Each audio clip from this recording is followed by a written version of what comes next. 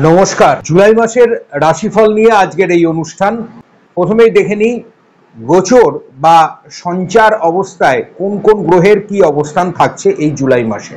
এই মাসে তিনটি গ্রহের সঞ্চার আমরা দেখব, মঙ্গল, বুধ এবং শুক্রের।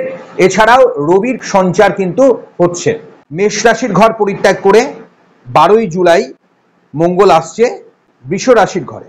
6 তারিখ পর্যন্ত শুক্র থাকছে মিথুন রাশিতে। মিথুন রাশি পরিত্যাগ করে জুলাইয়ের 7 তারিখে শুক্র কর্কট রাশিতে প্রবেশ করছে। একদম 18 তারিখ পর্যন্ত বুধ যেখানে ছিল অর্থাৎ কর্কট রাশির ঘরে, পরে বুধ 19 তারিখে সিংহের ঘরে অবস্থান করবে। 16 তারিখে মিথুনের ঘর পরিত্যাগ করে রবি কর্কটের ঘরে প্রবেশ করছে। আর অলরেডি আপনারা জেনে গেছেন 30শে জুন 2024-এ 5 মাসের জন্য শনি তার নিজের ঘর কুম্ভ রাশির ঘর বক্রগতিতে সঞ্চার করছে। অলরেডি সেই ভিডিও কিন্তু চলে এসেছে 12টি রাশি লগ্ন যাদের আছে। এখনো যারা সেই ভিডিও দেখে উঠতে পারেননি, অনুরোধ থাকলো অবশ্যই এটা আপনারা দেখে নেবেন। 1 বছরের জন্য বৃষ রাশির ঘরেই বৃহস্পতি আছে। আর রাহু আছে জোডিয়াকের দ্বাদশ ঘর, অর্থাৎ যেটা বৃহস্পতির ঘর, মীন রাশির ঘরে। আর কেতু আছে কন্যা রাশির ঘরে। শুক্র কিন্তু পুনরায় কর্কট রাশির ঘর পরিত্যাগ করে 31শে জুলাই শুক্র অবস্থান করছে সিংহ রাশির ঘরে। এই অনুষ্ঠানটি সম্পূর্ণ মুন সাইন ধরে করা হচ্ছে, তাই রাশিকে সর্বদাই আপনারা ফার্স্ট প্রেফারেন্স দেবেন।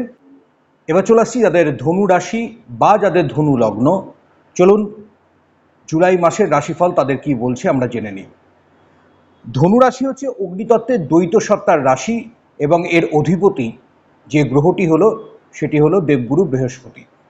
প্রথমেই আমি আপনাদের স্বাস্থ্যের জায়গায় যদি দেখি তাহলে বলা যাচ্ছে এই মাস কিন্তু স্বাস্থ্যের জন্য ভালো।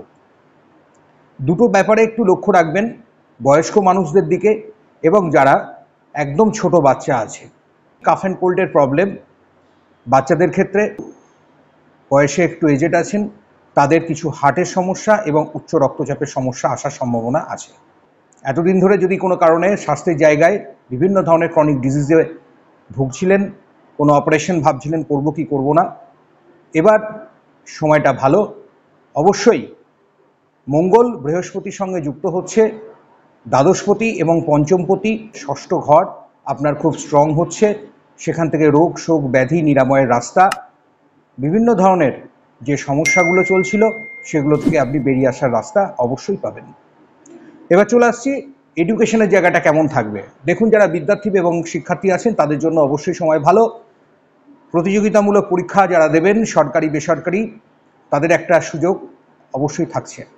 স্কুল কলেজের পরীক্ষা, বিভিন্ন এন্ট্রান্সের পরীক্ষা, কারিগরি বিদ্যা, চিকিৎসা, বায়োটেকনোলজি নিয়ে পড়াশোনা, যারা গবেষণা, পিএইচডি, ডক্টরেট, তথ্য প্রযুক্তি, বাণিজ্য বিভাগ, সাহিত্য, সাংস্কৃতিক বিভাগ, বিভিন্ন সেক্টরগুলো এই সময় কিন্তু ভালো হবে। বারবার একটাই কথা বলছি, বৃহস্পতির শুভ প্রভাব আপনার যদি জন্মকালীন D10 চার্টে দেখা যায় তাহলে সেখানে শুধুমাত্র আপনারা বিদ্যার্থী হিসাবেই সফলতা অর্জন করবেন তা নয়, সেখান থেকে কর্মের জায়গাও কিন্তু আপনাদের আগামী দিনে অবশ্যই সুপ্রশস্ত হবে এবং সুযোগ সুবিধা বাড়বে। এবার কেরিয়ার আপনাদের কেমন আছে সেই নিয়ে এবার আলোচনা করি। যারা সরকারি বেসরকারি সেক্টরে নতুন কাজের জন্য চেষ্টা করছেন তারা সুযোগ সুবিধা পাবেন। অলরেডি যারা কাজে কর্মে আসেন তাদের ক্ষেত্রেও কোনো পদোন্নতি, পদমর্যাদা বৃদ্ধি, তাদের আর্থিক দিক থেকে তারা অনেকাংশে সফলতা দেখতে পাবেন। সঞ্চয়ের জায়গা, ওয়েলথের পজিশন আপনাদের অনেকটাই ভালো হবে। বিজনেসম্যানদের ক্ষেত্রে বলা যাচ্ছে আপনাদের জন্যও সময় খুবই ভালো আছে। একটু দেখে বুঝে আপনারা চলুন, অনেকটাই লাভের মুখ আপনারা দেখতে পাবেন। ধনুরাশি বা ধনু লগ্নের বিভিন্ন পেশার মানুষ আছেন, যার মধ্যে সবথেকে ভালো এই সময় যেটা আমি দেখতে পাচ্ছি, যারা খাদ্য সংক্রান্ত বিষয়ের ওপর ব্যবসা বাণিজ্য করেন, যারা পোশাক আশাক শৌখিন সামগ্রিক নিয়ে এবং যে কোনো ধরনের সেবামূলক কাজে যুক্ত আছেন। অনেকেই আছেন যারা প্যাথোলজি, নার্সিংহোম চালাচ্ছেন, এনজিও, রাজনৈতিক ফিল্ডে সমাজসেবার সঙ্গে যুক্ত আছেন, তাদের জন্য সময় কিন্তু খুবই ভালো। যারা কনসালটেন্ট হিসাবে কাজ করেন, ডাক্তারি, চিকিৎসা, ওকালতি, ব্যারিস্টারি অর্থাৎ আইন পরামর্শ, যারা ট্যাক্স কনসালটেন্ট হিসাবে কাজকর্ম করছেন, তারাও কিন্তু অনেকখানি ভালো দিক দেখতে পাবেন।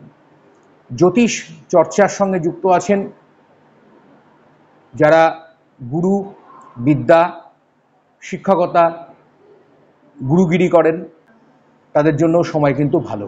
স্বর্ণ অলংকার, গ্রহ রত্ন সামগ্রিক, খনিজ, তৈল এবং যে কোনো ধরনের প্রসাধনিক সামগ্রিকের ওপর ব্যবসা বাণিজ্য এই সময় কিন্তু ভালো চলবে। যারা ক্রিয়েটিভ ফিল্ডের মানুষ আছেন, শিল্প সাংস্কৃতিক জগতের মানুষ আছেন, তারাও কিন্তু এই সময়টা অবশ্যই খুব ভালো দিক দেখতে পাবেন। আপনাদের নবম স্থানের ভাগ্যস্থানের অধিপতি হচ্ছে রবি। 16 তারিখে রবি কিন্তু অষ্টমে অবস্থান করছে। অবশ্যই আপনাদের জন্য একটা প্রিকশন বলবো, সেটা করবেন। সূর্যদেবের উদ্দেশ্যে আপনারা প্রণাম নিবেদন করবেন।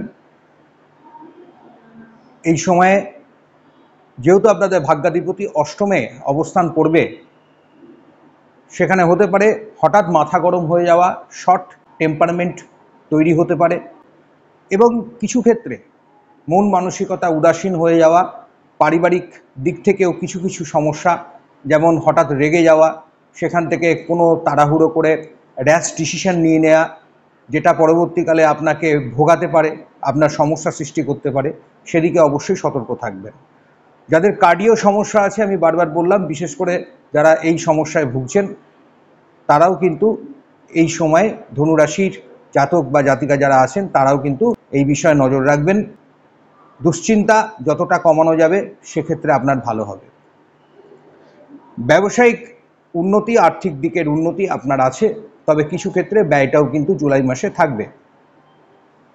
উপার্জন আপনার ভালোই হবে। এবার চলে আসছি আপনার ফ্যামিলি এবং রিলেশনশিপের জায়গাটা কেমন আছে। দেখুন, ফ্যামিলির জায়গা যদি প্রথমেই বলতে হয়, তাহলে দাম্পত্য দিকের কথা যদি আমি বলি, স্বামী স্ত্রীর সঙ্গে সম্পর্ক মাঝে মধ্যে হতে পারে কিছু ইগো, ছোট ছোট ঝামেলা অশান্তি আসতে পারে, বড় রকমের খুব একটা প্রবলেম দেখতে পাচ্ছি না। চতুর্থ ঘর আপনাদের এই সময়ে ভালো যোগাযোগের জায়গা তৈরি করবে। রাহু বসে আছে। বিবাহ যারা করবেন মনে করছেন, আগামী দিনে তাদের সুযোগ সুবিধা বাড়ছে। প্রথম দুটো সপ্তাহ সন্তান নেয়ার জন্য খুবই শুভ এবং খুবই ভালো আছে, আপনারা প্ল্যানিং করতে পারেন। প্রেম, রিলেশনশিপ এই জায়গাটাও মাঝে মধ্যে একটু দেখে বুঝে চলতে হবে, কিছু ক্ষেত্রে ভুল বোঝাবুঝি বাড়তেও পারে। ওভারঅল সময়টা ভালো মন্দ মেশানো যাবে। যারা ইনভেস্টমেন্ট করেন, আমি বলবো ধীরে ধীরে করুন। আয় আপনাদের হবে, মুনাফা আপনারা অর্জন করবেন, তবে প্রথম দুটো সপ্তাহ বেশ ভালো। 16 তারিখ থেকে একটু বুঝে শুনে চলুন, কারণ ভাগ্যাধিপতি যখন অষ্টম ঘরে চলে যায় মারকে, এবং সেটা চন্দ্রের অবস্থানে যখন যায়, সেখানে রবি অনেকটাই পাওয়ারলেস হয়ে যায় এবং রবি সেখানে কিছুটা হলেও তার প্রভাব সে হারিয়ে ফেলে। আর রবি আমাদের মান, যশ, খ্যাতি, প্রতিপত্তি, সম্মান এগুলো দেয়, তাই সেইগুলো দেখে বুঝে না চলতে পারলে অহেতুক বদনাম, প্রতারণা কোনো জায়গা থেকে হতে পারে, মানসিক ক্লেশ বৃদ্ধি পেতে পারে। বন্ধুত্বপূর্ণ আচার আচরণ করুন যতটা সম্ভব। পারিবারিক রিলেশনশিপ যেমন করে আপনি বজায় রাখেন, আপনি যেখানে কাজকর্ম করবেন সেটাকেও নিজের পরিবার মনে করে সেটাকে ঠিকঠাক করার চেষ্টা করুন। দেখবেন অনেক দিক থেকে ধীরে ধীরে পরিস্থিতি আপনার অনুকূলে আসবে। আপনার ক্ষেত্রে শুভ সংখ্যা 3 সংখ্যা। আপনার জন্য শুভ রং সাদা, হলুদ রং ব্যবহার করুন। শুভবার সোমবার, বৃহস্পতিবার। প্রতিদিন অবশ্যই হনুমান চালিসাটা এই সময় কিন্তু আপনি পাঠ করতে ভুলবেন না। পাশাপাশি প্রতি শুক্র এবং শনিবার কিন্তু পারলে একটি মাটির প্রদীপে সর্ষের তেল এবং তাতে একটু কালো তিল দিয়ে দেবেন। আর প্রদীপটা আপনি দক্ষিণ দিকে মুখ করে, বাড়ির সদর দরজা বা মেন গেটের দক্ষিণ দিকে মুখ করে আপনি দিয়ে দেবেন। শুক্রবার এবং শনিবার এই কাজটা পরপর করবেন, প্রতি সপ্তাহে করতে থাকুন। এই জায়গাটা আপনার অনেকটাই বাস্তুর জন্য ভালো হবে। আমি যে উপায়টা বললাম সেটা আপনি করুন এবং আপনার ভেতরে পজিটিভ এনার্জি বাড়বে।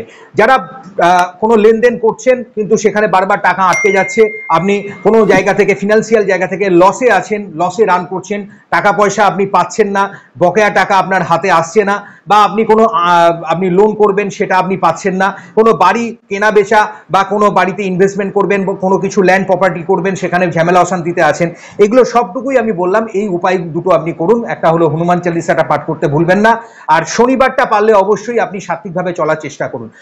বাঁ হাতে একটি কালো বা নীল রঙের ধাগা বাঁ হাতে বা বাঁ পায়ে আপনি কিন্তু বেঁধে রাখতে পারেন, আপনি ছেলে হন বা মেয়ে হন।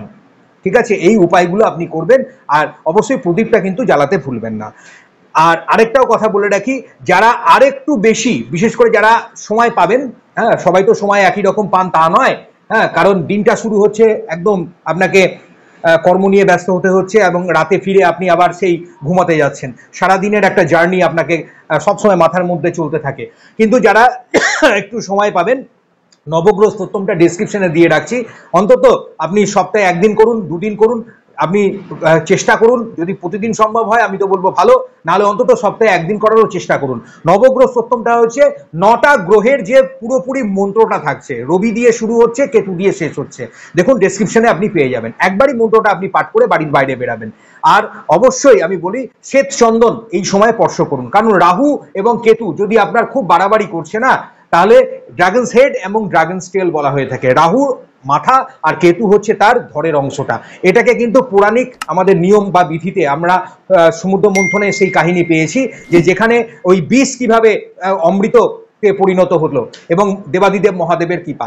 হ্যাঁ আরেকটা কথা বলছি, যারা অবশ্যই মহাদেবের পুজো অর্চনা করছেন, দেবাদিদেব মহাদেব শিবকে উপাসনা করছেন, তাদের জন্য সময়টা কিন্তু খুব ভালো আছে। হনুমান চালিসাও কিন্তু আপনি পাশাপাশি পাঠ করুন, শনির ভালো প্রভাব আপনি পাবেন। ভালো থাকবেন, সুস্থ থাকবেন, আনন্দ থাকবেন, আর প্রত্যেককে ভালো রাখার চেষ্টা করবেন। নমস্কার।